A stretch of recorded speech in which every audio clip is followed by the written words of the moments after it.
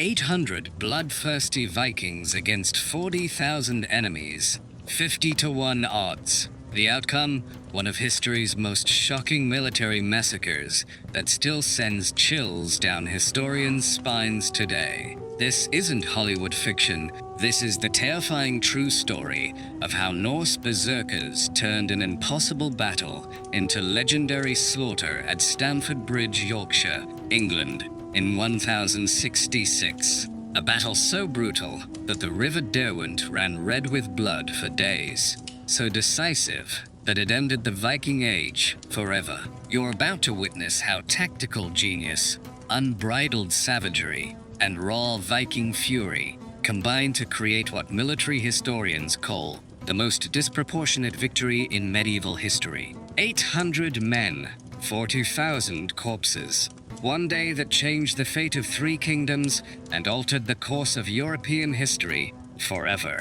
King Edward the Confessor died without an heir, triggering England's most brutal succession crisis. 3 men claimed the throne: Harold Godwinson, who seized the crown, William of Normandy, who claimed Edward's promise, and Harald Hardrada, the towering Norwegian king, whose very name struck terror across Europe. Hardrada wasn't just any Viking, standing 7 feet tall, with ice-blue eyes that could freeze men's souls. He'd served 15 years as captain of the Byzantine Emperor's elite Varangian Guard. From the Mediterranean to Bulgaria, from Sicily to the Holy Land, he'd carved his legend in blood and gold. His war chest contained enough treasure to buy entire kingdoms. The English called him the Hard Ruler. The Byzantines whispered, "Thunderbolt of the North." His own men believed Odin blessed him personally. No mortal weapon could fell him in battle. At 51, he was still the most feared warrior in Christendom. When news reached Norway of England's vacant throne, Hardrada saw divine destiny calling. He assembled the largest Viking invasion force ever gathered, 300 dragon ships carrying 20,000 of Scandinavia's finest killers. Berserkers who fought naked in religious frenzy, huskarls with Danish axes that could split oak trees, archers trained from childhood whose arrows could pierce mail at 200 yards. His secret weapon, Tosted Godwinson, Harold's bitter exiled brother, burning with familial hatred and offering detailed intelligence on English defenses, troop movements, and the perfect landing site that would catch England completely off guard. September 18th, 1066. The Viking fleet struck Yorkshire like thunder from the gods, emerging from morning mist like phantoms from Valhalla. 300 ships stretched beyond the horizon, their dragon heads seeming to breathe fire in early light. War-painted shields creating walls of death that promised only destruction. Local fishermen who first spotted the fleet couldn't believe their eyes. The sea itself has turned to wood and iron. One survivor gasped. Their war songs shook the very cliffs. Hardrada's tactical genius showed immediately. Instead of costly beach landings against prepared defenses, he sailed up the Humber River, then the Ouse, a brilliant flanking maneuver that bypassed England's entire coastal defense system. 20,000 warriors poured onto English soil at recall as the ground trembled beneath their feet, their war cries echoing like wolves howling for blood. The psychological impact was devastating beyond medieval imagination. Entire villages emptied within hours. Farmers abandoned harvests mid-field. Priests buried sacred relics and fled with their congregations. The very sight of dragon ships moving up English rivers like sea serpents struck primal terror into every heart. Viking raiders swept the countryside like wildfire. But this wasn't random destruction. It was calculated psychological warfare designed to paralyze English resistance while forcing local forces to respond piecemeal before King Harold could arrive from London with the full royal army. English earls Edwin of Mercia and Morcar of Northumbria couldn't wait for Harold's royal army. Their lands were burning, their people fleeing in terror. By September 24th, they'd assembled 6,000 men in desperate haste. An impressive force of professional housecarls with Danish axes, mounted figs in gleaming mail shirts, and hundreds of fed militia warriors carrying spears, shields, and generations of English defiance. But they faced 20,000 seasoned Vikings who now held York behind its ancient Roman walls, what a dagger pointed at the heart of northern England. September 25th dawned grey and ominous. The English army marched toward York in grim determination, forcing the Vikings to abandon their fortified position and fight in the open at Gate Fulford. It seemed like tactical brilliance until they saw what awaited them. Hardrada had chosen the battlefield with predatory cunning. Marshy ground protected his flanks like natural fortress walls, forcing the English into a frontal assault against the most disciplined shield wall in medieval Europe. The Norwegian king stood in the center of his battle line, like a giant from the old sagas, his land waster banner depicting Odin's black raven snapping in the wind above his silver-crowned head. The English charged with desperate courage into that bristling forest of spears and overlapping shields.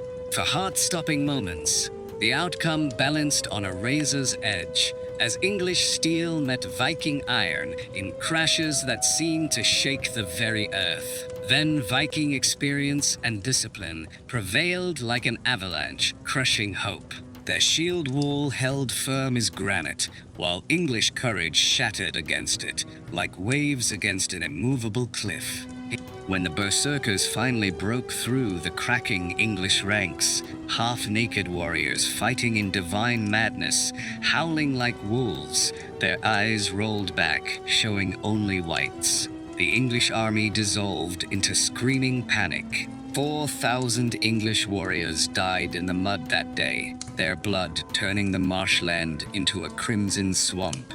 The survivors fled carrying tales of such horror that entire regions submitted without resistance. Northern England lay naked before the Viking host. Harold faced what military historians considered the most nightmarish strategic situation ever confronted by a medieval commander. To his south, Norman spies reported William assembling 7,000 elite knights, crossbowmen, and heavy infantry, the most professional army in Western Europe. To his north, 20,000 battle-hardened Vikings had just annihilated England's largest northern army and were systematically conquering Yorkshire. Every day of delay meant more English territory lost, more nobles killed or captured, more resources flowing to his enemies. Yet, moving too hastily could doom his entire kingdom. Harold made a decision showing either pure tactical genius or suicidal madness. March north immediately, with just 3,000 of his most elite housecarls, destroy the entire Viking army in a single crushing blow, then execute another forced march south to face the Normans before they could establish an unbreakable foothold. It was a plan requiring everything to go perfectly, no margin for error. No room for bad weather, equipment failure, or tactical mistakes. One failure meant England's doom. September 27th, just 2 days after Gate Fulford's carnage, Harold's army departed London at a pace that astounded medieval chroniclers and defied every rule of medieval warfare. 50 miles the first day, through autumn mud and rain, they marched through darkness, guided by torches and moonlight, continued on foot when war horses collapsed foaming, helped exhausted comrades stay upright when fatigue threatened to break their formation. 4 days, 200 miles. Medieval armies typically moved 12 miles daily in good conditions. Harold's force was covering 50 miles per day while carrying full battle gear. Word of this impossible march spread through England like wildfire. Villages that had cowered in despair now sent their strongest sons to join the royal army. Harold's dragon banner, appearing on distant hilltops, rekindled hope that had seemed utterly extinguished after Gatefolded's disaster. October 5th, 1166, Harold Hardrada held court at Stamford Bridge, sitting on a throne of captured shields, receiving tribute from conquered English nobles. The Viking king believed the war was over. Earl Edwin and Morcar were crushed. King Harold was far south facing Norman threats. Fatal overconfidence, ran deeper than complacency. Many Vikings had left armor at ships, expecting ceremonial parade, not battle. The army was divided, half at Stamford Bridge, half at Recall 7 miles away. While Hardrada received surrenders, King Harold's army was 5 miles away, moving through morning mist like vengeful ghosts. Harold's battle plan was brilliant. Approach from the west, trap Vikings against River Derwent, attack before they could form their deadly shield wall. 3,000 English elite warriors crept through Yorkshire countryside toward an enemy who had no idea death was approaching. The attack began with 3,000 English voices raised in their terrible war cry, "Out! Out!" Harold's housecarls emerged from mist like demons, Danish axes gleaming in morning sun. Psychological devastation was complete. Vikings scrambled for discarded weapons, struggled into mail shirts, while English arrows whistled overhead. But Harold Hardrada's voice boomed. "Form the shield wall! By Thor's hammer, form the wall!" Even caught off guard, Viking discipline responded. Professional warriors who'd fought from Ireland to Constantinople formed battle line, shields overlapped, spears leveled, creating a bristling hedge of death. But they were too few, too scattered. Harold's charge struck like a tsunami. English axes met Viking shields in crashes that shook the earth. Harold fought in the front rank, his great sword rising and falling with mechanical precision. Harold's housecarls, men trained for war since childhood, wielded Danish axes that could cleave through shield, armor, and bone with single blows. The hastily formed Viking shield wall cracked under relentless pressure. Gaps appeared where English axes found their mark. Tostig Godwinson fell with a spear through his chest, marking the beginning of the end for Viking resistance. Harold Hardrada, seeing his line crumbling, made the decision, cementing his legend. Rather than retreat, he led a desperate countercharge to break the English attack through sheer ferocity. The sight was like watching nature unleashed. 7 feet tall, swinging his battle axe like it weighed nothing, he cut through English ranks like harvesting grain. For moments, his countercharge seemed successful. English warriors fell back. Harold's banner wavered. His pale blue eyes blazed with old god's fury as he carved destruction through enemies. Men who'd faced death on dozen battlefields stepped back in awe as the legendary king demonstrated why his name was whispered in fear across Europe. But one man couldn't turn an entire battle. English archers positioned on surrounding hills began finding their marks.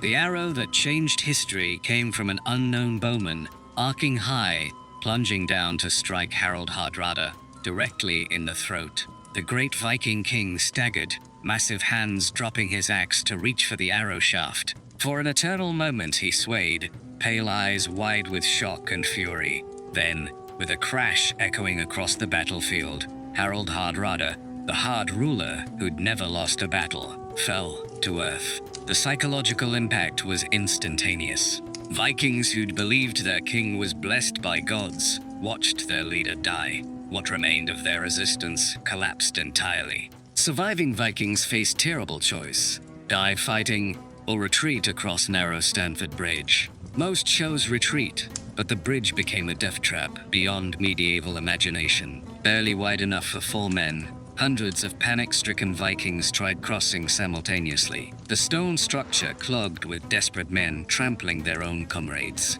Harold's archers created a killing field. English arrows poured down like deadly rain from elevated positions. Men fell into the Derwent, dragged down by armor weight. Bodies piled up until they formed dams, changing the stream's course. Bridge stones became slick with gore. One enormous Viking warrior chose to make his stand on the bridge itself. Armed with massive two-handed axe, he challenged the entire English army to single combat. For nearly an hour, this giant held the bridge alone, against all comers. English warriors approached one by one, seeking glory, and one by one fell to his terrible axe. Chronicles claim he killed 40 men. His heroic stand bought precious time for surviving comrades to escape toward their ships. The giant finally fell when an English warrior floated underneath in a boat and thrust a spear up through stone gaps. striking where armor offered no protection. With their champion dead, the last Viking resistance collapsed.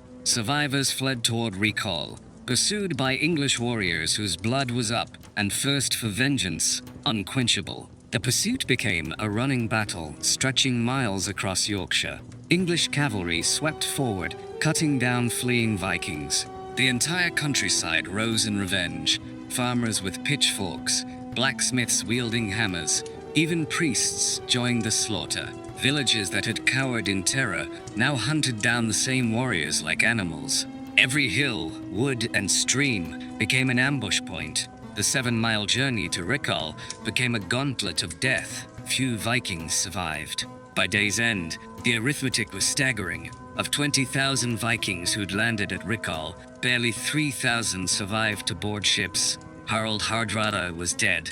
Tostig was dead. The Norse dream of English conquest died with them. The survivors sailed home on just 24 ships, all that remained of 300. Norway never again attempted to conquer England. Harold's victory was complete but Pyrrhic. His elite housecarls had taken heavy casualties fighting seasoned Vikings. Exhausted survivors had no time to rest. 3 days later, devastating news arrived. William of Normandy had landed in the south. While Harold fought Vikings in Yorkshire, William had crossed the Channel with 7,000 Norman knights and infantry. The Norman invasion Harold had feared was now reality, and his depleted, exhausted army faced another impossible march. Harold would die at Hastings 3 weeks later, struck down by Norman arrows just as he'd struck down Harald Hardrada. The wheel of fate had turned full circle. But for one shining moment at Stamford Bridge, 3,000 English warriors had achieved the impossible